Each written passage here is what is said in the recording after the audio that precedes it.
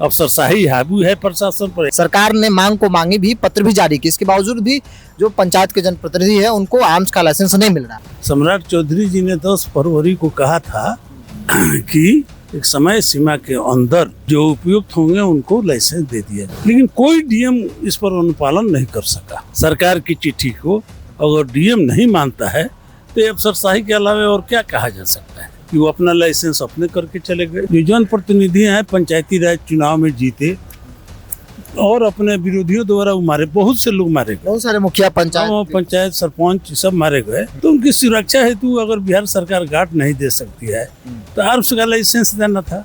विधान परिषद में पंचायत जनप्रतिनिधियों को आर्म्स लाइसेंस को लेकर एक बार फिर से जो है वो चर्चा हुई, जबकि सरकार बहुत पहले इसको लेकर पत्र जारी कर चुकी है, सुरक्षा को ध्यान में रखते हुए कि पंचायत के जो जनप्रतिनिधि है उनको जरूरत के हिसाब से आर्म्स का लाइसेंस दिया जाए। इसके बावजूद भी उन्हें नहीं दिया जा रहा है। आज एक डीएम को लेकर उदाहरण भी दिया गया कि डीएम नहीं देते हैं, थोक के भाव में ट्रांसफर से पहले जो है वो पैसे लेकर आर्म्स का लाइसेंस देते हैं। मेरे साथ निर्दलीय एमएलसी महेश्वर सिंह जी है। आप लोग लंबे वक्त से मांग करते रहे, सरकार ने मांग को मांगी भी, पत्र भी जारी किया, इसके बावजूद भी जो पंचायत के जनप्रतिनिधि है उनको आर्म्स का लाइसेंस नहीं मिल रहा। देखिए, पिछले सत्र में 10 फरवरी को गैर सरकारी संकल्प के माध्यम से भी हमने उठाया था। आज विजय सिंह जी जो माननीय सदस्य हैं उनका ध्यानाकर्षण था और सेम विषय था। जो जनप्रतिनिधि हैं पंचायती राज चुनाव में जीते और अपने विरोधियों द्वारा मारे, बहुत से लोग मारे गए, बहुत सारे मुखिया पंचायत सरपंच सब मारे गए। तो उनकी सुरक्षा हेतु अगर बिहार सरकार गार्ड नहीं दे सकती है तो आर्म्स का लाइसेंस देना था।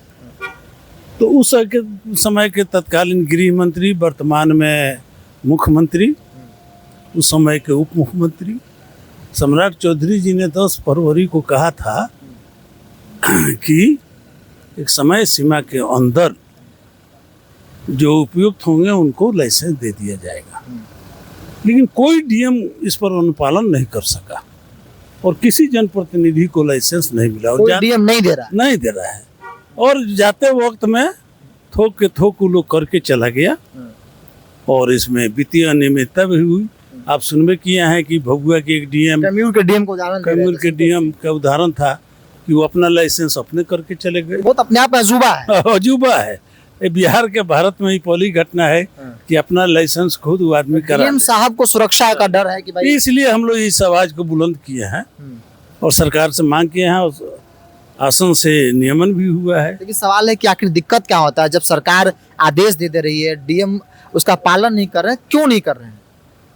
तो यही तो बात है। मान लीजिए अगर जो कानून व्यवस्था की स्थिति है, चाहे जो सरकार का नियम है, अगर मुख्यमंत्री का बात, उप मुख्यमंत्री का ये आवाज को, बात को और पत्र को, सरकार की चिट्ठी को अगर डीएम नहीं मानता है तो अफसरशाही के अलावा और क्या कहा जा सकता है?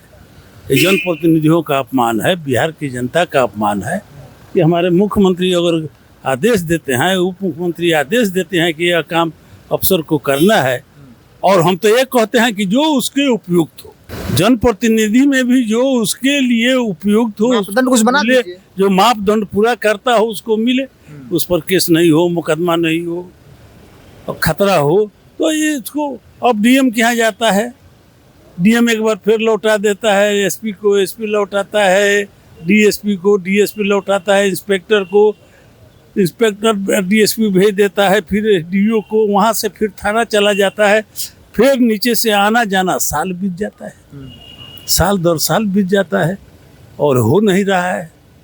तो इसी की बात आज सदन में उठी थी और सरकार ने फिर आश्वस्त किया है कि समय सीमा के अंदर हम लोग इसको कराएंगे।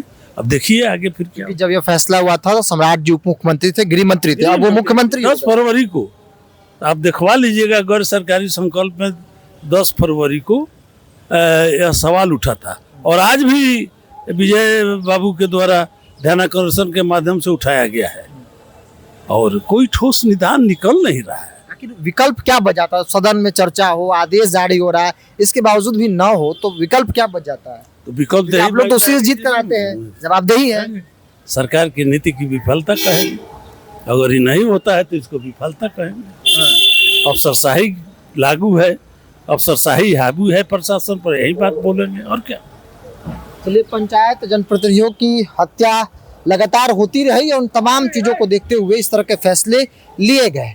दुर्भाग्यपूर्ण कहिए कि सरकार आदेश जारी करती है, उसके बावजूद भी जिलाधिकारी उसका पालन नहीं करते हैं। कैमयू डीएम को लेकर जो खबर आई, जो जानकारी परिषद में दिया गया सदस्य के द्वारा, वो अपने आप में वो अजूबा जो है वो माना जा रहा है।